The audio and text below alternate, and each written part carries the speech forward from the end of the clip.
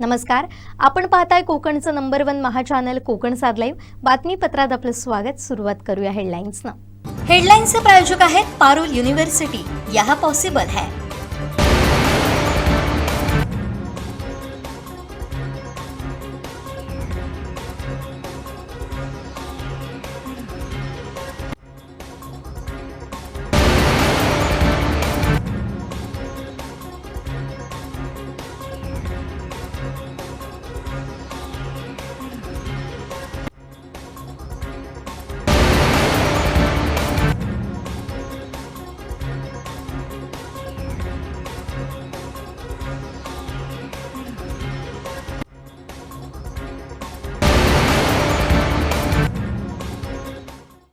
आता पाहूया सविस्तर बातम्या.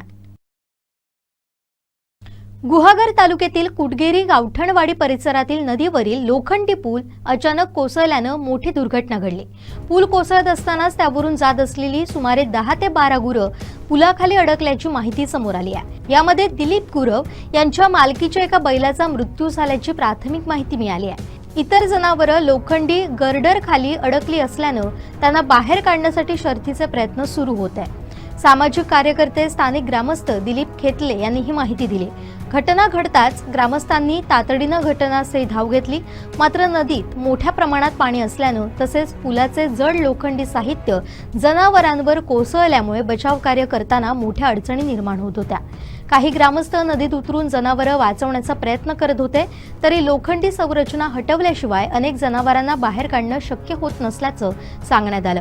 घटनेची माहिती मिळताच महसूल प्रशासन, तहसीलदार तसेच आपत्ती व्यवस्थापन यंत्रणेला कळवण्यात आलं. संबंधित अधिकारी घटनास्थळी रवाना झालेत.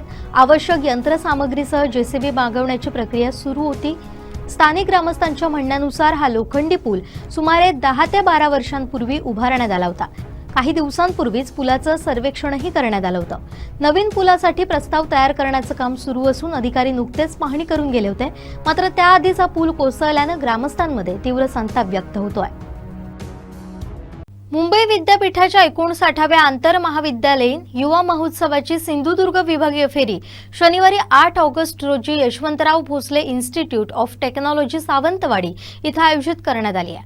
सिंधुदुर्ग जिल्ह्यातील सुमारे 35 महाविद्यालयातील 500हून अधिक विद्यार्थी विविध सांस्कृतिक स्पर्धांमध्ये सहभागी होणार असल्याची माहिती यशवंतराव भोसले इन्स्टिट्यूट ऑफ टेक्नॉलॉजीचे प्राचार्य डॉक्टर रमण बाणे आणि मुंबई विद्यापीठाचे जिल्हा समन्वयक डॉक्टर आशिष नाईक यांनी दिली. यावेळी युवा महोत्सव समन्वयक प्राध्यापक बॉनी शेरॉव उपस्थित होते. मी पहिल्यांदा मुंबई युनिव्हर्सिटीचे आभार मानतो की आमच्या यशवंतराव भोसले इन्स्टिट्यूट ऑफ टेक्नॉलॉजीला 59वा युवा महोत्सव आमच्या कॉलेजला होण्याचं जे त्यांनी मान्य केलं त्याबद्दल मी मुंबई युनिव्हर्सिटीचे आभार मानतो आणि आमच्यावर जो त्यांनी विश्वास दाखवला त्याबद्दलही मी त्यांचे आभार मानतो. तर माझ्याबरोबर डॉक्टर आशिष नाईक जिल्हा समन्वयक आहेत आणि ते कंट्रोल जे प्राध्यापक आहेत. तर जिल्ह्याचं नियोजन ते करतात. युवा महोत्सव जिल्ह्याचं जे आम्हाला जिल्ह्याचं पार्टिसिपेशन जे आम्हाला इथे करायचं आहे आणि त्यांची जी निवड करायची आहे जिल्हा लेवलला ती आम्ही आपल्या इन्स्टिट्यूट मधून करणार आहोत, या इन्स्टिट्यूटच्या माध्यमातून करणार आहोत. तर यासाठी मुंबई विद्यापीठाकडून वेगवेगळ्या कार्यक्षेत्रातले म्हणजे आता ह्या युवा महोत्सवामध्ये संगीत, नृत्य, नाट्य, साहित्य, ललितकला विभागातील विविध स्पर्धा पार पडणार आहेत आणि यामध्ये गायन, वाद्यवादन, लोकनृत्य, वक्तृत्व, वादविवाद, एकांकिका, मिमिक्री, चित्रकला, रांगोळी आणि पुस्तक निर्मिती असे कोलाज पण आहे, मातीशिल्प आहे. अशा विविध स्पर्धांतून विद्यार्थी आपापल्या कलागुणांचे दर्शन करतील आणि साधारणतः असा अंदाज आहे की 40 महाविद्यालय यामध्ये पार्टिसिपेट होतील आणि प्रत्येक महाविद्यालयातून साधारणतः 15 विद्यार्थी समजा पकडले तर साधारणतः ते 500 ते 600 विद्यार्थी ह्या कार्यक्रमामध्ये सहभागी होतील. म्हणजे हा जिल्ह्याचा जो युवा महोत्सव आहे त्यामध्ये सहभागी होतील. तर या कार्यक्रमाला डॉक्टर सुनील पाटील जे आहेत म्हणजे student development director Mumbai university of मुंबईचे स्टुडंट डेव्हलपमेंट विभागाचे जे डायरेक्टर आहेत डॉक्टर सुनील पाटील ते बहुतेक आवर्जून उपस्थित राहतील. तसेच डॉक्टर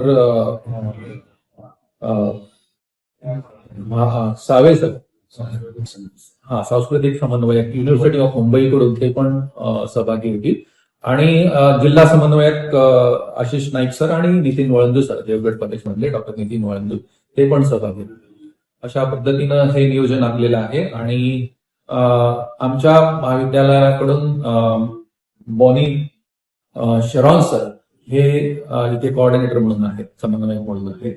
होस्ट इन्स्टिट्यूट कडून समन्वयक म्हणून बॉनी शेराव सर म्हणून कामकाज पाहत आणि वेगवेगळ्या कमिटी हा कार्यक्रम सुरळीत पार पाडावा, यशस्वीरित्या पार पाडावा म्हणून बहुतेक कमिट्यांचं आयोजन इथे केलेलं आहे आणि त्या कमिट्या आपापल्या विभागाचं काम पार पाडतील अशी आशा आहे. आणि दर्जेदार उपकरणं किंवा दर्जेदार आपण इन्फ्रास्ट्रक्चर म्हणून त्या ठिकाणी म्हणजे ह्या कार्यक्रमाला संगीताचं उपकरणं जास्तीत जास्त महत्वाची लागतात. तर जे काही इन्फ्रास्ट्रक्चर आहे ते दर्जेदार उपकरणं दर्जेदार इन्फ्रास्ट्रक्चर आपण इथे प्रोव्हाइड करू आणि हा कार्यक्रम यशस्वीरित्या कसा राबवता येईल याकडे प्राधान्याने पाहण्यात येईल आणि आम्ही तो प्राधान्याने पार पाडू अशी आशा करतो. ही प्राथमिक फेरी आहे, जिल्हाची प्राथमिक फेरी. त्यानंतर इथे जो सिलेक्शन होतील, जिल्हा लेवलला सिलेक्शन होतील ते मुंबई युनिव्हर्सिटी. आता जवळजवळ 40 प्रकार असतात याच्यामध्ये आणि त्यापैकी जवळजवळ 35 प्रकार इथे या ठिकाणी होतील. काही 5-1 प्रकार मुंबई युनिव्हर्सिटी लेवलला होतील जे त्या ठिकाणी होतील आणि 35 प्रकार इथे होतील आणि त्यामुळे साधारणतः 35 जजेस किंवा वेगवेगळ्या कार्यक्षेत्रातले आता आर्ट्स मधले बरेच काही चांगले चांगले कलाकार इथे आहेत, तर ते चांगले कलाकार सुद्धा इथे जजेस म्हणून सहभागी होतील. 40 प्रकार आहेत म्हणजे ही जी स्पर्धा आपण घडवतोय त्यामध्ये 40 वेगवेगळे प्रकार आहेत आणि त्यातले जवळजवळ 35 प्रकार इथे होतील. 5 प्रकार युनिव्हर्सिटीमध्ये जिल्हा लेवलचे, पण युनिव्हर्सिटीचे कधी असणार ते युनिव्हर्सिटीचे वेगवेगळी तारखा आहेत. त्या ऑगस्ट एंडिंग पासून सुरुवात होईल. निवडणूक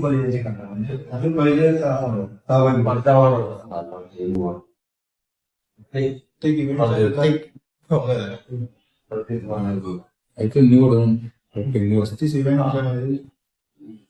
आणि जवळजवळ तुम्ही म्हणताय ते 40 महाविद्यालय याच्यामध्ये सहभागी होतील आणि प्रत्येक महाविद्यालयातून साधारणतः 10 ते 15 विद्यार्थी येतात. अशा पद्धतीने 500 ते 600 विद्यार्थ्यांचा इथे सहभाग माझ्यामध्ये होईल. कोकण विभाग, कोकण म्हणजे सिंधुदुर्ग जिल्हा, इट इज फॉर जिल्ह्याचं. तसं तर रत्नागिरी जिल्ह्याचं वेगळं असतं, तसं सिंधुदुर्ग जिल्ह्याचं आहे, जिल्हा वाईज होतं.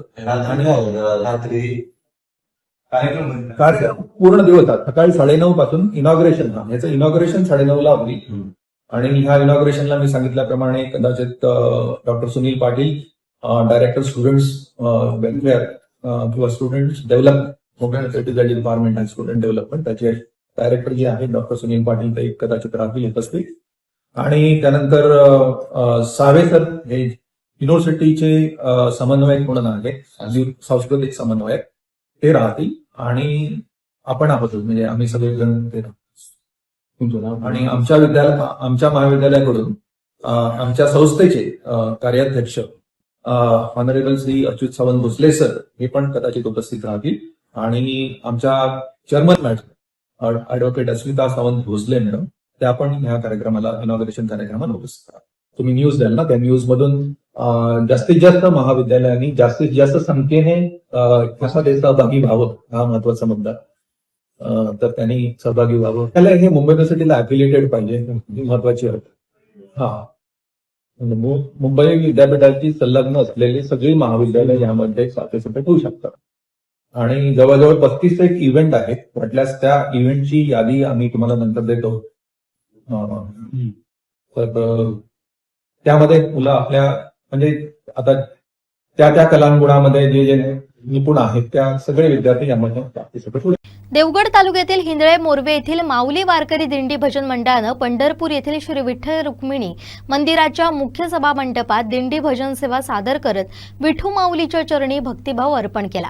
2 वर्षांच्या चिमुकल्यांपासून ते वयोवृद्धांपर्यंत 100हून अधिक वारकरी या भक्ती सोहळ्यात सहभागी झाले होते. टाळ मृदुंगांच्या गजरात, मंदिर प्रदक्षिणा, विठ्ठल नामाचा अखंड जयघोष आणि विविध संत तसेच ऐतिहासिक व्यक्तिमत्वांच्या जिवंत भूमिका यामुळे संपूर्ण मंदिर परिसर भक्तिरसात न्हाऊन निघाला होता. देवगडच्या वारकऱ्यांच्या या अनोख्या भक्ती सेवेचं पंढरपुरात सर्वत्र कौतुक होत आहे।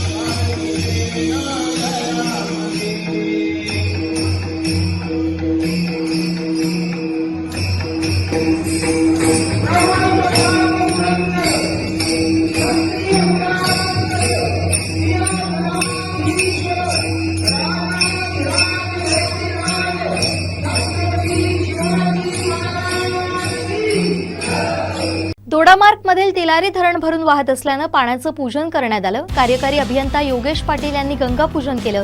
यावेळी जलसंपदा विभागाचे सर्व कर्मचारी उपस्थित होते। तिलारी धरण परिसरात मुसळधार पाऊस होत असल्यानं तिलारी धरणात 85.50% भरलं असून तिलारी नदीत पाण्याचा विसर्ग सुरू आहे।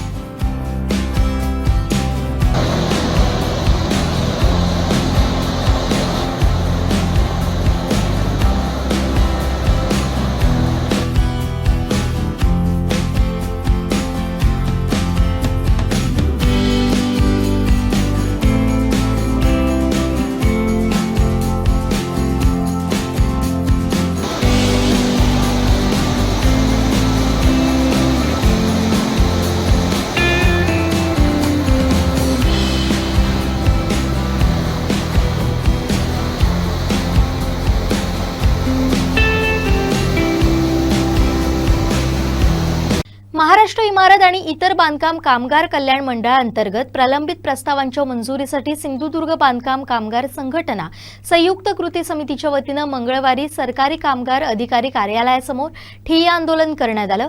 आंदोलनानंतर झालेल्या चर्चेत सरकारी कामगार अधिकाऱ्यांनी 14 सप्टेंबरपर्यंत 7,500 प्रकरणं मार्गी लावण्यात येतील, तसेच 31 मार्च 2026 पर्यंतचे क्लेम मंजूर करण्यासाठी कार्यवाही केली जाईल असं लेखी आश्वासन दिल्यानंतर हे आंदोलन 14 सप्टेंबरपर्यंत स्थगित करण्यात आलं। यावेळी स्वाभिमानी कामगार संघटनेचे अध्यक्ष प्रसाद गावडे, रत्नसिंधू बांधकाम कामगार संघटनेचे अशोक बावलेकर, श्रमिक कामगार संघटनेचे प्राजक्त चव्हाण, कोकण श्रमिक बांधकाम कामगार संघटनेचे संतोष तेली, बांधकाम कामगार कल्याणकारी संघटनेचे अनिल कदम आणि निवारा बांधकाम कामगार संघटनेचे मंगेश चव्हाण, संजय सावंत, सतीश कदम, महेश ढवळे आदी कामगार उपस्थित होते। महाराष्ट्र इमारत व इतर बांधकाम कामगार कल्याण मंडळांतर्गत सिंधुदुर्ग जिल्ह्यातील नोंदित कामगारांचे जवळपास 15,000 प्रस्ताव आजपर्यंत मागील 1.5 वर्षापासून सिंधुदुर्गमध्ये प्रलंबित ठेवण्यात आलेले होते आणि ते प्रलंबित ठेवण्यामागे नेमकी कोणती कारणे आहेत की जाणीवपूर्वक अधिकारी कर्तव्यास कसूर करत आहेत का किंवा वेळकाढूपणा केला जातोय का, या सगळ्याचा आक्रोश, कामगारांचा आक्रोश प्रशासनापर्यंत पोहोचवण्यासाठी आम्ही आज ठिय्या आंदोलनाची हाक दिली होती आणि त्याला जिल्ह्यातील कामगारांनी उत्स्फूर्त असा प्रतिसाद दिला होता आणि हा उत्स्फूर्त प्रतिसाद पाहता सरकारी कामगार अधिकारी यांनी स्वतः या ठिकाणी येऊन आम्हाला चतुर्थीच्या 14 तारीखपर्यंत 14 सप्टेंबरपर्यंत 7,500 जे काय लाभाचे प्रस्ताव आहेत ते निकाली काढण्याचे म्हणजे त्यांना मंजुरी करण्याचे त्यांनी आज रितसर लेखी पत्र दिलेलं आहे आणि उर्वरित जे राहिलेले प्रलंबित प्रस्ताव आहेत ते 31 डिसेंबर 2026 पर्यंत ते निकाली काढण्याचं त्यांनी या ठिकाणी आश्वासन दिलेलं आहे आणि लेखी आश्वासन दिलेलं आहे.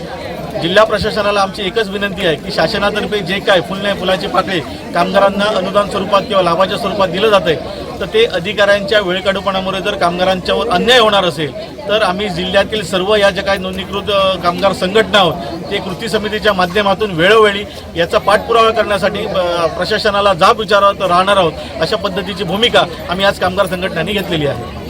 तब्बल 3 दशकांच्या प्रतीक्षेनंतर सिंधुदुर्ग नगरीतील नागरिकांच्या हक्काच्या जमिनीचा सातबारा त्यांच्या नावावर देण्याचा ऐतिहासिक क्षण अखेर साकार झालाय.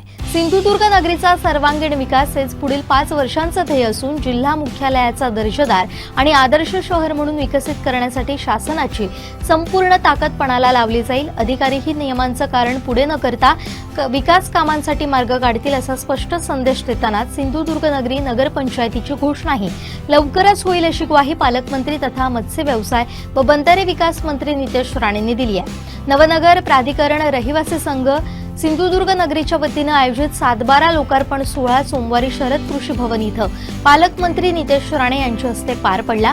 यावेळी जिल्हा परिषद अध्यक्ष प्रमोद कामत, पोलीस अधीक्षक डॉक्टर मोहन दहिकर, भाजप जिल्हाध्यक्ष प्रभाकर सावंत, उपाध्यक्ष दादा साईल, तहसीलदार चैताली सावंत, जिल्हा परिषद सदस्य सुप्रिया वालावलकर, पांडुरंग मालवणकर, परशुराम परब, प्राधिकरण संघाचे अध्यक्ष आदेश नाईक उपस्थित होते. सिंधुदुर्ग नगरीला महसुली गावाचा दर्जा मिळाल्यानंतर तयार करण्यात आलेल्या सातबारांचं वितरण यावेळी लाभार्थ्यांना करण्यात आलं. जवळपास 30 वर्षांपासून प्रलंबित असलेला हा प्रश्न मार्गी लागल्यानं नागरिकांमध्ये समाधानाचं वातावरण होतं. कार्यक्रमानंतर छत्रपती संभाजी महाराज यांच्या शौर्य गाथेवर आधारित इथं ओशाळला मृत्यू या नाट्यप्रयोगाचं सादरीकरण करण्यात आलं. ते आपल्या घरातला सातबारा आपल्या नावाने असला पाहिजे. तो आमच्या महायुतीचं सरकार आल्यानंतर आमच्या आदरणीय कलेक्टर मॅडम असो, त्यांची सर्व टीम सगळ्या जणांनी एकत्र मिळून मी जे काय त्यांच्याकडे एक शब्द टाकला, आदरणीय आमदार सन्माननीय निलेश राणे साहेबांनी पण योग्य पाठपुरावा केला आणि खऱ्या अर्थाने या सगळ्या बाबतीचे श्रेय कोणाला द्यायचं असेल तर 99 पासून ते आतापर्यंत ज्यांनी आपला हा विषय सोडवण्यासाठी पूर्ण ताकदीने आपल्याबरोबर उभे राहिले आणि आम्हालाही मार्गदर्शन केलं तर ह्या क्षणाचे सगळं श्रेय मी आदरणीय राणे साहेबांना देईन हे मी आवर्जून ह्या निमित्ताने उल्लेख केला. मी आदेश नाईकींना सांगेन, कार्यक्रम हा इतका महत्वाचा आहे. फक्त नियोजनामध्ये नाही तर काय आपण चुकलेलो आहोत. कार्यक्रम घेत असताना नाट्यप्रयोग कशाला हा माझ्यासमोर प्रश्न आहे. कारण का रहिवाशांना अगर आपण हक्काचे सातबारा देत असू तर जमवाजमवीसाठी नाट्यप्रयोग लागता का म्हणे. अशा पद्धतीच्या चुकीच्या सवयी आपण लावू नये त्याला आवर्जून मी या निमित्ताने सांगेन. कारण का ह्या दिवसापर्यंत पोहोचण्यासाठी सातबारा मिळवण्यासाठी जी मेहनत राज्य सरकार आणि सगळ्या जणांनी घेतली आहे त्यासाठी लोकांनी उत्स्फूर्त पद्धतीने इथे येऊन सरकारचे आणि सगळ्या जणांचे आभार मानून येणाऱ्या दिवसामध्ये आपल्याला आमच्याकडून काय काय अपेक्षा आहे अशा पद्धतीचं अतिशय सकारात्मक असं वातावरण खरं म्हटलं तर अनुभवायला भेटलं पाहिजे. पण मोजक्या 3-4 राऊंड 3-4 पुढचे रो सोडले, मागचे लोक जास्त नाट्यप्रयोग बघायला आलेले असं वाटतं. कारण का टाळ्यात बसत नाही, आताही बसत नाही. सगळ्याच लोकांना 7-12 नकोय असं वाटतंय. काय हो काय म्हणताय? चांगल्याला चांगलं म्हणणं हे माणुसकीचा धर्म आहे. आणि म्हणून काहीतरी चांगलं होत असेल आणि आपल्याला आपल्या हक्काच्या काही गोष्टी मिळवून देत असतील तर व्यासपीठावर उपस्थित असलेल्या सगळ्या लोकांना तुम्ही प्रेमाने आणि टाळ्या वाजून अगर प्रतिसाद दिला तर आम्हालाही वाटेल आम्ही जे केलं ते योग्य केलं आणि अजून पुढे काहीतरी आम्ही निश्चित पद्धतीने करू असा उत्साह आमच्यामध्ये पण निर्माण होईल.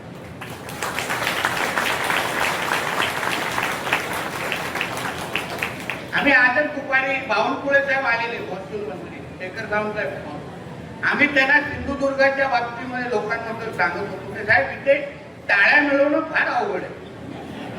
आमचे लोक टाळ्याच मारत नाही. नेमकं खुश कसं करायचं हे आतापर्यंत रहस्य मोहनजी फक्त राणे साहेबांकडे आहे. आम्ही सगळे शोधतोय नेमकं लोकांना समाधानी करायचं कसं. घरं दिली, 7-12 दिलं, सगळ्या अजून सुविधा देऊ, तरी पण काही प्रतिसाद आपल्याला दिसत नाही. आणि म्हणून आपल्याला आवर्जून सांगेल की आम्ही शेवटी आपल्या प्रेमाचे आणि विश्वासाचे भूके आहोत. तुम्ही अगर आम्हाला प्रोत्साहन दिलं की नितेशजी तुम्ही आणि तुमच्या सरकारने 99 पासून आतापर्यंत केलेल्या कामासाठी आम्ही खरंच तुमचं कौतुक करतो, आशीर्वाद देतो, आभार मानतो. आणि आमचे जे उर्वरित प्रश्न आहेत, कारण का आता खरं म्हणलं तर 10% आपला विषय सुटलाय, बरोबर आहे. नुसतं 7-12 नावाला लागलेले आहे.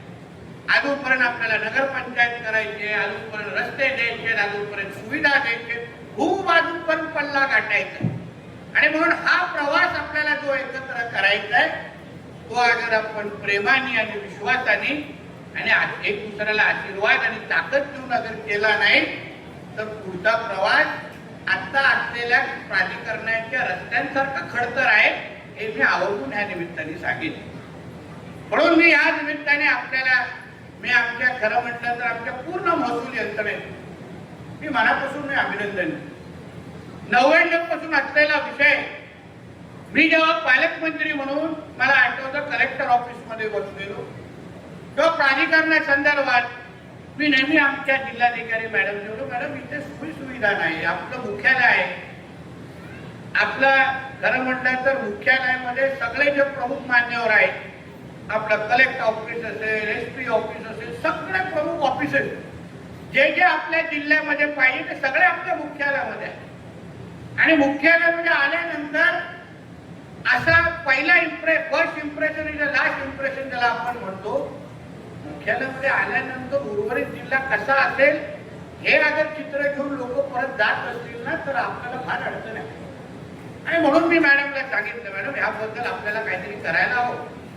मग मॅडमनी ती पूर्ण आमचे जे आदेश नाईक जी आहेत सगळ्यांवर बैठका घेतल्या, प्राधिकरणाची बैठक घेतली, नेमकं फाईल मध्ये अडचण कुठे आहे, नेमकं आम्हाला काय करे. बाबा तू खाली बस, खाली मागची बाजू मी तसं पण दिसेल तुला. बघा नाटकापेक्षा जास्त एंटरटेनमेंट आहे की नाही बिचारांना मेकअप लावून मागे उभं केलं. मला मॅडम मार्ग काय आहे, मला हा विषय प्राधिकरणाचा सोडवायचा. आणि मी तुम्हाला सांगतो मी आमदार असताना मी पण आंदोलन करायचो, प्रश्न विचारायचो, सगळ्या गोष्टी करायचो. पण आज मंत्री म्हणून 2.5 वर्ष काम करतोय. मी तुम्हाला विश्वासाने सगळ्या माझ्या इकडच्या नागरिकांनी सांगेन की तुमचा प्रत्येक प्रश्न हा अधिकारी असेल, प्रशासन असेल, प्रत्येक जणांमध्ये अगर इच्छाशक्ती असेल तर निश्चित पद्धतीने सुटू शकतो. एवढी ताकद प्रशासन आणि मंत्रिमंडळामध्ये असते. म्हणजे कोण विषय कुठलाही अधिकारी अगर तुम्हाला नाही बोलत असेल तर कदाचित त्याची इच्छा नाही तुमचा प्रश्न सोडवणार, म्हणून होत नाही. म्हणून मी जिल्हाधिकारी मॅडमला सांगितलं मॅडम ह्याच्यातून मार्ग काढायला लागेल. 99 पासून आमचे साहेब याच्यामध्ये प्रयत्न करताय. आज साहेबांचा सुपुत्र पालकमंत्री म्हणून इथे बसलाय. मला या प्राधिकरणाचा आणि ह्या पूर्ण भागाचा पूर्ण पद्धतीने कायापलट करून दाखवायचा आहे. तुम्ही मार्ग काढायला सुरुवात करा, मार्ग काढायला सुरुवात. आणि बघा आम्ही मार्ग काढायला सुरुवात केला कसं इथपर्यंत पोहोचलो. म्हणजे आता इतक्या वर्षी काय होत होतं याचा फक्त तुम्ही अंदाज आहे. आणि म्हणून आम्ही ठरवलं अजून 3 वर्ष 29 पर्यंत, आज पावणे 2 वर्ष झालेले आहेत आमच्या महायुतीच्या सरकार. पावणे 2 वर्षामध्ये अगर आम्ही पहिल्याच आपल्या वर्ष न सुटलेला अगर प्राधिकरणाचा विषय सोडू शकतो, तो विचार करा पुढचे 3 वर्ष आपल्या सगळ्यांचा साथ आणि अगर आशीर्वाद असेल तर 5 वर्ष या पूर्ण सिंधुदुर्ग नगराची पूर्ण परिस्थितीने चित्र बदलून मी निश्चित पद्धतीने दाखवेन. आम्ही तुमचा पालकमंत्री म्हणून तुम्हाला शब्द देणार आहे. आणि अशक्य काहीच नाही. आमच्यावर सोडा, मी कारण देणाऱ्यापैकी माणूस नाही. मला रिझल्ट पाहिजे असतो, म्हणजे डिलिव्हरी करणारा माणूस आहे. मला लोक अधिकाऱ्यांना मी एवढंच सांगतो, मार्ग काढायला शिका. मला नियम कायदे शिकून बसवू नका. नियमामध्ये बसवायचं कसं हे सांगा. हे संस्कार साहेबांनी पण देऊन आम्ही आज या पदावर येऊन बसलेलो आहे. आणि म्हणून तुम्ही निश्चिंत राहा. सगळे जे विषय आमच्या बालावलकर मॅडमने, आमचे प्रभाकर सावंतजी असतील, आमचे दादासाहेबजी असतील, आता तर राणेच आमदार आहेत आणि राणेच पालकमंत्री आहेत आणि राणेच खासदार. काय चिंता नाही. तुम्ही कशाची चिंता करू नका. मार्ग काढण्यासाठी मंत्रालयापासून इथल्या जिल्हा प्रशासनात ज्या अपेक्षा तुमच्या आतापर्यंत आहेत, की ते फिरत असताना बाबा इथे सुविधा नाही, इथे लँडस्केपिंगचा विषय झाला नाही, इथे चांगल्या आणि जर बाकीच्या सुविधा नाही, सगळ्याला आम्ही अजेंडावर घेतलेला आहे. हा फक्त एक विषय आम्ही मार्गी लावलेला आहे. उर्वरित विषय मार्ग लावण्याच्या दृष्टिकोनातून पूर्ण ताकद आम्ही पणाला लावलेली आहे. आज कसं 7-12 वाटप करण्याच्या निमित्ताने आपण इथे भेटलो आहे, तसंच येणाऱ्या कालावधीमध्ये टप्प्याटप्प्याने उद्या सिंधुदुर्ग नगरीला जेव्हा नगरपंचायत म्हणून आम्ही जाहीर करू, तेव्हा परत एकदा सेलिब्रेशनच्या निमित्ताने भेटू. हा विश्वास त्या निमित्ताने देतो. फक्त त्यावेळी नाटक लागलेलं नसेल लक्षात घ्या. असं द्यायला लागेल, असं द्यायला, आणि एवढी त्याच्यापेक्षा जास्त गर्दी करायला लागेल. म्हणून या निमित्ताने आपल्याला सांगितलं, आपण जे काय आज इथे एकत्र राहिलेला आहे सगळ्या हे अतिशय सकारात्मक पद्धतीचे सगळे विषय आज माझ्या समोर आहेत. प्रामुख्याने 3 विषय आहेत ते नगरपंचायतची स्थापना, आधुनिक व्यवस्थापन आणि आदर्श जिल्हा मुख्यालय. हे 3 विषय आमचे प्रायोरिटीचे म्हणून आम्ही ह्याच्यावर काम करायला सुरुवात करणार आहोत. जे रहिवासी मंडळाचे जे काही तुमची कमिटी आहे ना, ती सातत्याने आमच्याबरोबर बसेल, आमच्या जिल्हाधिकारी मॅडम बरोबर बसेल आणि एक विषयाला तोडगा काढण्याचं काम आम्ही निश्चित पद्धतीने करू. एवढा विश्वास तुम्हाला मी आजच्या निमित्ताने देतोय.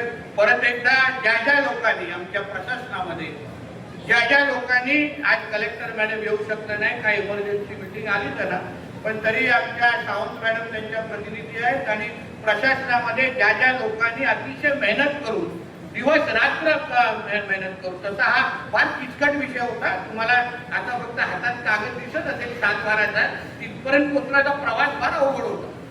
म्हणजे हे प्रिंटिंग करणं एवढं सोपं नाही, पण मार्ग काढला आणि तुमच्या सगळ्यांनी काढला. तसाच येणाऱ्या कालावधीमध्ये आपल्या ह्या पूर्ण परिसराला एक दर्जेदार शहर म्हणून कसं आम्ही तयार करू शकतो, त्यासाठी सगळी ताकद पणाला लावू. एवढा विश्वास जिल्ह्याचा पालकमंत्री म्हणून मी तुम्हाला देतो. पर्यावरण संवर्धनाचा संदेश देत प्रत्येक आईच्या नावानं एक झाड लावण्याचा संकल्प देशभरात रुजवणाऱ्या एक पेड माँ के नाम या अभियानाला मुणगे इथं उत्साहात सुरुवात झाली. पंतप्रधान नरेंद्र मोदी यांच्या संकल्पनेतून साकारलेल्या उपक्रमाचा शुभारंभ भगवती हायस्कूल मुणगे इथं मान्यवरांच्या उपस्थितीत करण्यात आला. यावेळी विद्यार्थ्यांनी पर्यावरण संरक्षणाची शपथ घेत वृक्ष लागवडीचं महत्त्वही जाणून घेतलं. यावेळी बोलताना संस्था पदाधिकारी संजय बांबुळकर यांनी हा उपक्रम केवळ शाळेपुरता मर्यादित न राहता मुणगे गावातही विद्यार्थ्यांच्या माध्यमातून मोठ्या प्रमाणावर राबवणार असल्याची माहिती दिली. हा नमस्कार. मुणगे श्री भगवती हायस्कूल हे सुवर्ण महोत्सव या ठिकाणी साध्य केलेलं हायस्कूल आहे आणि यामध्ये आम्ही अनेक विद्यार्थी सुसंस्कृत बनवलेले आहेत, भावी नागरिक बनवलेले आहेत. आमच्या देशाचे लाडके पंतप्रधान मोदीजी यांनी एक पेड माँ के नाम, एक झाड आईसाठी, 1 ट्री फॉर माय मदर हा जो उपक्रम या ठिकाणी आवाहन केलेला आहे तो या ठिकाणी आम्ही प्रारंभ केलेला आहे. आणि यासाठी आमची ही लाडकी मुलं आहेत ही लाडक्या मुलांनी पुढाकार घेऊन केलेलं आहे. हे आमचे संचालक आहेत, लक्षात घ्या.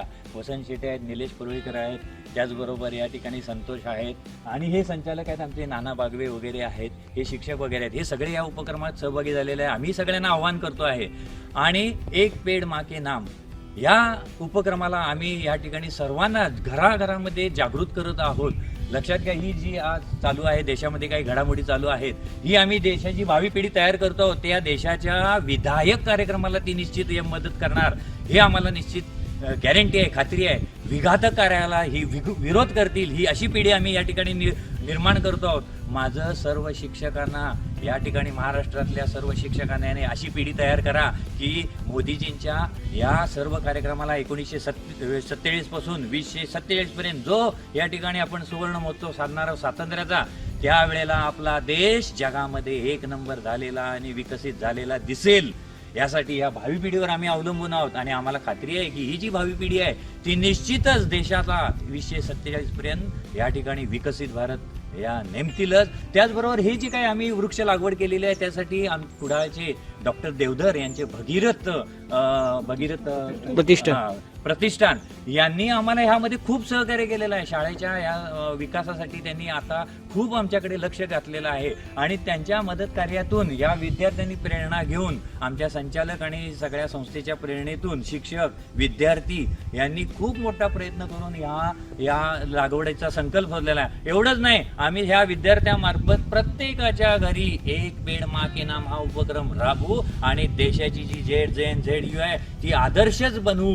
ज्या काही देशामध्ये विद्यार्थी आदर्श बनतील याचा आम्ही प्रयत्न करणार आहोत. निश्चितच या संदेश सगळ्या या महाराष्ट्रातील नव्हेच देशातील लोकांनी घ्यावा असं मी या ठिकाणी आवाहन करतो. धन्यवाद.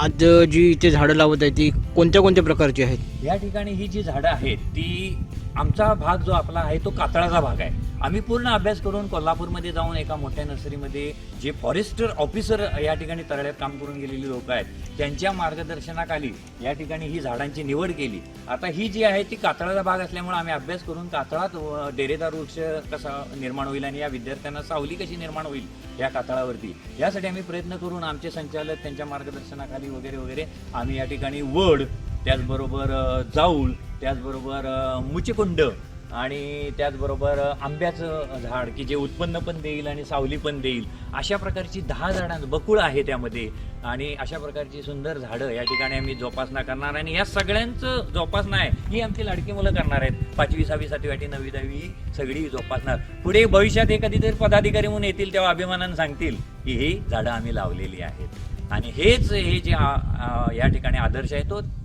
बाकीच्यांना घालून देतील. जिल्हा बँक अध्यक्ष मनीष तळवी यांचा वाढदिवस उत्साहात साजरा करण्यात आला. विविध क्षेत्रातील मान्यवरांनी अभिष्टचिंतन करत शुभेच्छांचा वर्षाव केला.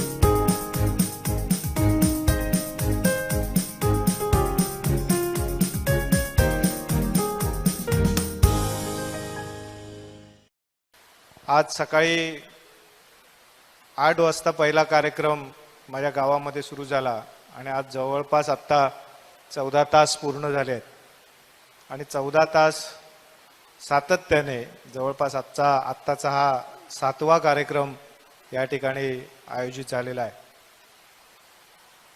आणि मी मगाशी याच कार्यक्रमाला आत्ता मी वालावलमधून येत असताना माझ्या मित्राला एका सांगत होतो गाडीमध्ये की कधी कधी असं वाटतं की आपण रोज सकाळी उठून हा सगळा प्रवास नेमका कशासाठी करतो, याचं नेमकं पुढचं साध्य काय आणि त्याचा कारण काय, असा अनेक वेळा प्रश्न कधीतरी पडतो. आणि हा प्रत्येकाच्या जीवनामध्ये काही नाही काही कारणास्तव येत असतो आणि आमच्या राजकीय जीवनामध्ये तो येतो. परंतु जेव्हा अशा कार्यक्रमाच्या निमित्ताने दिवसभरामध्ये अनेक सहकारी भेटतात, अनेक सर्वसामान्य माणसं भेटतात, ते आशीर्वाद देतात, ते आपल्याबद्दल एक आपल्या जबाबदारीची जाणीव निर्माण करून देतात, काही अपेक्षांचं ओझं ते आपल्यावर टाकतात, तेव्हा असं लक्षात येतं की आपण जे काही 12 तास 14 तास 15 तास काम करतो त्याच्यापेक्षा जास्त वेळ खरं तर उद्यापासून काम केलं पाहिजे, याची जाणीव या सगळ्या प्रवासातनं, आजच्या दिवसभराच्या या सगळ्या कार्यक्रमातनं निश्चितपणे झाली आहे, असं मी आवर्जून आपल्याला या निमित्ताने सांगेन. आदरणीय नारायणराव राणेसाहेब यांनी खऱ्या अर्थाने माझ्या या सगळ्या राजकीय वाटचालीला दिशा दिली. जसं मगाशी प्रमोदजी म्हणाले, सुनील राहुल साहेब म्हणाले, खूप अगोदरपासनं या ठिकाणी काँग्रेस पक्षामध्ये काम करत असताना मग NSUI असेल, युवक काँग्रेस असेल, सेवादल असेल, अशा काँग्रेसमधल्या अनेक वेगवेगळ्या आयामांमध्ये काम केलं. आणि ते करत असताना त्यावेळी त्या राजकीय नेतृत्वाने निश्चितपणे सहकार्य केलं, मार्गदर्शन केलं. आणि त्याच्यानंतर जेव्हा मी राणेसाहेबांच्या संपर्कात आलो तेव्हापासून आजपर्यंत राणेसाहेब हाच माझा पक्ष, राणेसाहेब हीच माझी दिशा या ठिकाणी निश्चित झाली. आणि म्हणून आज राणेसाहेबांनी जेव्हा जेव्हा जी जबाबदारी टाकली, मग ती त्यावेळी तालुका काँग्रेसचा अध्यक्ष म्हणून असेल किंवा त्याच्यानंतर अनेक पक्षाच्या जबाबदाऱ्या टाकल्या, त्याच्यानंतर आत्ता जिल्हा बँकेचा अध्यक्षपदाची जबाबदारी दिली, ही राणेसाहेबांनी दिलेली जबाबदारी असं मी मानतो. मी कुठलं पद ते आपल्या मोठेपणासाठी आहे, आपल्यासाठी आहे, आपल्याला मिरवण्यासाठी आहे असं मी कधी मानलं नाही आणि मानणारही नाही. कारण जेव्हा आपलं नेतृत्व आपल्याला एखाद्या जबाबदारी पार पाडण्यासाठी योग्य समजतं तेव्हा ती योग्यता त्याच्यापेक्षा अधिक चांगल्या पद्धतीने सिद्ध करण्यासाठी अहोरात्र कष्ट केले पाहिजेत आणि ती योग्यता आणि ती पात्रता सिद्ध करण्यासाठी मेहनत घेतली पाहिजे असा विचार करणाऱ्या कार्यकर्त्यांपैकी मी एक आहे. आणि म्हणून आपल्याला माहिती असेल, आज अनेक जण आपण म्हणतो आहोत की उद्याच्या 29ला येणारी विधानसभा, गेल्या वर्षीच्या मागील वर्षी माझ्या वडिलांच्या निधनानंतर मी गेल्या वर्षी वाढदिवस साजरा केला नव्हता, परंतु त्याच्या आदल्या वर्षी असेच कार्यक्रम झाला होता. त्यावेळी सुद्धा असेच वेगवेगळ्या शुभेच्छा अनेकांनी दिल्या होत्या आणि त्यावेळी सुद्धा डॉक्टर साहेब होते. मला वाटतं निलेश साहेब त्यावेळी त्या कार्यक्रमाला उपस्थित होते. आणि या सगळ्यामध्ये अनेकांनी सांगितलं उद्याची येणारी जिल्हा परिषद, मग त्याचं अध्यक्ष, त्याचं अमुक काय सगळं. आणि थोडे दिवस मग मी अनेक वेळा वाढदिवसाचा कोणाचा कार्यक्रम असला की डॉक्टर देवधर साहेब आणि मी म्हणतो की चला आता एक सिंधुदुर्ग जिल्ह्यामध्ये नवीन एक आमदार आजच्या दिवसापुरता असे नका, परंतु होणार. साहजिकच शेवटी राजकीय जीवनामध्ये प्रत्येकाला असं वाटतं की माझा मित्र, माझा सहकारी कोणीतरी पुढे गेला पाहिजे. परंतु आज दत्ता सामंत साहेबांनी जे वाक्य वापरलं ते खरं तर माझ्यासारख्या कार्यकर्त्याला भावणार होतं की जेव्हा आपण शुभेच्छा देतो तेव्हा ते मनाच्या आतून, आतल्या गाभाऱ्यातून दिले पाहिजेत.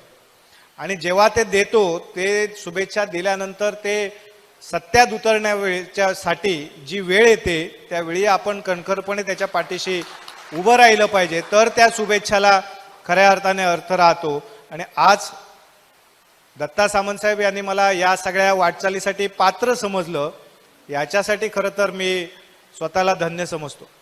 कारण त्याने अनेक कार्यकर्ते बघितले. त्यांनी जे आता वाक्य वापरलं की मी 1990 पासून राणेसाहेबांबरोबर कंटिन्यू या ठिकाणी सेवा केलेला कार्यकर्ता एकमेव आहे आणि ही वस्तुस्थिती आहे. दोडामार्ग तालुक्यात गेल्या काही तासांपासून सुरू असलेल्या मुसळधार पावसानं जनजीवन पूर्णपणे विस्कळीत झालंय. तिलारी धरण क्षेत्रात झालेल्या जोरदार पावसामुळे नदीची पाणी पातळी झपाट्यानं वाढली आहे. तिलारी नदीकाठच्या अनेक गावांचा तालुक्याशी संपर्क तुटलाय. घोटगे परमे, घोटगेवाडी, कुडासे येथील पुलांवर पाणी आल्यानं वाहतूक पूर्णपणे बंद झाली आहे. याशिवाय तालुक्यातील अनेक लहान मोठे कॉजवेही पाण्याखाली गेल्यानं नागरिकांना मोठा फटका बसलाय। तिलारी धरण क्षेत्रात मोठ्या प्रमाणात पाऊस पडत असल्यानं तिलारी धरणाच्या पाणी पातळीत झपाट्यानं वाढ होते। तिलारी नदीला खळग्यातील धरण आणि तेरवड मेढे उन्नी बंधाऱ्याचं पाणी सोडल्यानं तिलारी नदी दुथडी भरून वाहते। दरम्यान नदीची वाढती पातळी लक्षात घेता प्रशासनानं नदीकाठच्या गावातील नागरिकांना सतर्क राहण्याचं आवाहन केलंय। गोव्याहून मुंबईकडे येणाऱ्या राजधानी ट्रॅव्हल्स बसमध्ये प्रवास करणाऱ्या एका महिला प्रवाशानं विनयभंग झाल्याची तक्रार दाखल केली आहे। तक्रारीनुसार संगमेश्वर परिसरात बस थांबल्यानंतर बसच्या क्लीनरनं महिलेला उठवण्याच्या बहाण्यानं अयोग्य स्पर्श केल्याचा आरोप करण्यात आलाय। सुरुवातीला हा प्रकार अनावधानानं घडला असावा असा संबंधित महिलेची समजूत झाली होती, मात्र बस पुढे पोलादपूर परिसरात आल्यानंतर पुन्हा अशाच प्रकारचा प्रसंग घडल्याचा आरोप महिलेनं केला। या घटनेनंतर महिलेनं तात्काळ मोबाईलद्वारे पोलीस कंट्रोल रूमशी संपर्क साधून संपूर्ण प्रकाराची माहिती दिली। त्यानंतर बस कोलाड पोलीस ठाण्याच्या हद्दीत आल्यानंतर महिलेच्या तक्रारीवरून गुन्हा दाखल करण्यात आलाय। प्राथमिक गुन्हा कोलाड पोलीस ठाण्यात नोंदवण्यात आला असला तरी घटना संगमेश्वर पोलीस ठाण्याच्या कार्यक्षेत्रात घडल्यानं पुढील तपास संगमेश्वर पोलीस करतात। या प्रकरणात बसमधील कर्मचारी, प्रवासी, उपलब्ध सीसीटीव्ही फुटेज तसेच इतर तांत्रिक आणि भौतिक पुराव्यांची पडताळणी सुरू असून तपासाअंती पुढील कारवाई केली जाणार असल्याची माहिती पोलिसांनी दिली आहे। दरम्यान हे आरोप तक्रारीवर आधारित असून त्याबाबतचा अंतिम निष्कर्ष पोलीस तपास पूर्ण झाल्यानंतरच स्पष्ट होणार आहे। दिनांक 3/8/2026 रोजी एक महिला गोवा ते मुंबई हा प्रवास करत होती खाजगी बसने। त्या बसचा नंबर आहे राजधानी ट्रॅव्हल्स, बस क्रमांक MH 43 CK 2981 स्लीपर बस आहे। यातून ती महिला प्रवास करत होती। त्या दरम्यान संगमेश्वर जिल्हा रत्नागिरी या ठिकाणी बस ब्रेक घेतला होता बसने। त्या ठिकाणी थांबले असताना यातील क्लीनरने तिच्याजवळ येऊन तिला छेडछाड केली, हात वगैरे लावला। त्यावेळी तिच्या लक्षात आलं, परंतु तिला वाटलं चुकून झालं असेल, त्यामुळे ती त्यावेळी तिने काही केलं नाही। नंतर पुढं बस निघाल्यानंतर पोलादपूर या ठिकाणी आल्यानंतर पण त्यातील आरोपी आहे त्यानं तोच प्रकार परत केला। महिला ज्या ठिकाणी सीटवरती झोपलेली होती तिथं जाऊन छेडछाड करण्याचा प्रयत्न केला। त्यावेळी तिने तिला प्रतिकार केला आणि त्यानंतर तिनं ओढण्याचा प्रयत्न केला, परंतु स्लीपर असल्यामुळं बाजूच्या लोकांना एवढं काही लक्षात आलं नाही। तिने मग कंट्रोलला आपल्या फोन केला, रायगड कंट्रोलला, आणि आपल्या पोलिसांनी पोलादपूर पोलिसांमार्फत तिला पण संपर्क साधण्यात आला। काही काळात तिचा मोबाईल स्विच ऑफ झाल्यानं पुढं संपर्क करेपर्यंत गाडी कोलाड पोलीस स्टेशन म्हणजे इथंपर्यंत पोहोचली।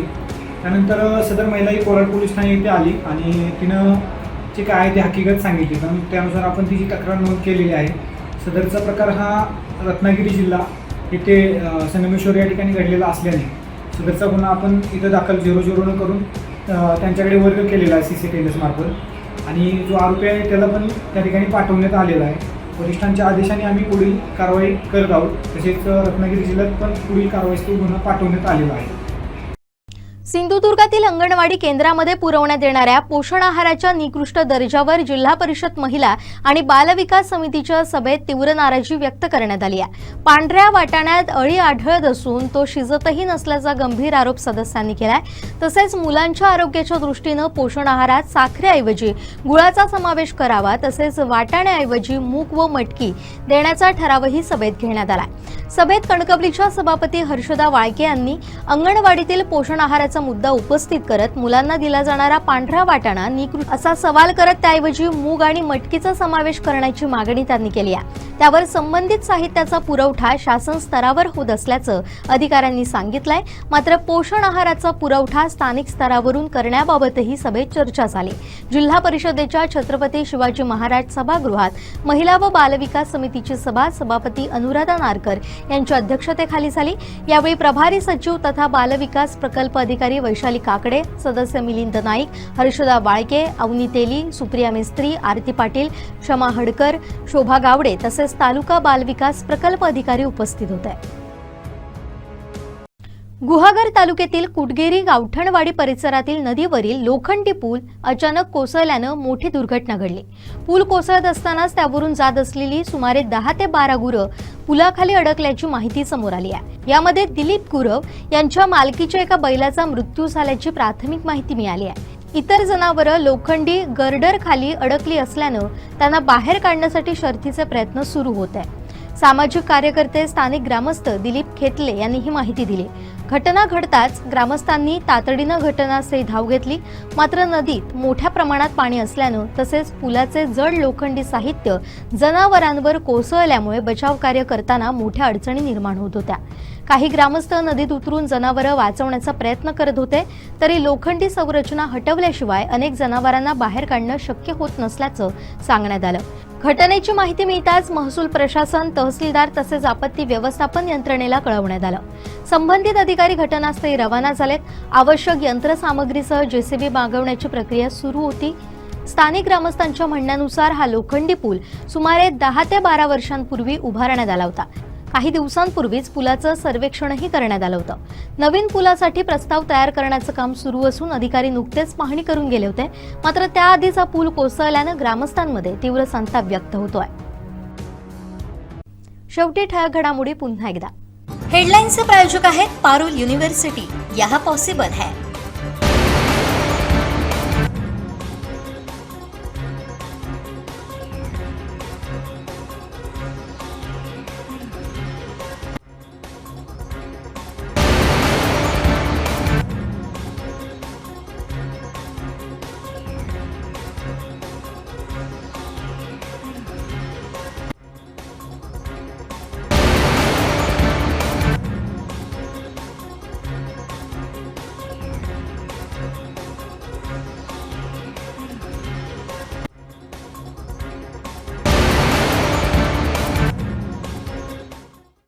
बुलेटिनमध्ये वेळ झाली इथेच थांबण्याची. पाहत रहा कोकणचं नंबर 1 महा चॅनल कोकण साध लाईव्ह. धन्यवाद.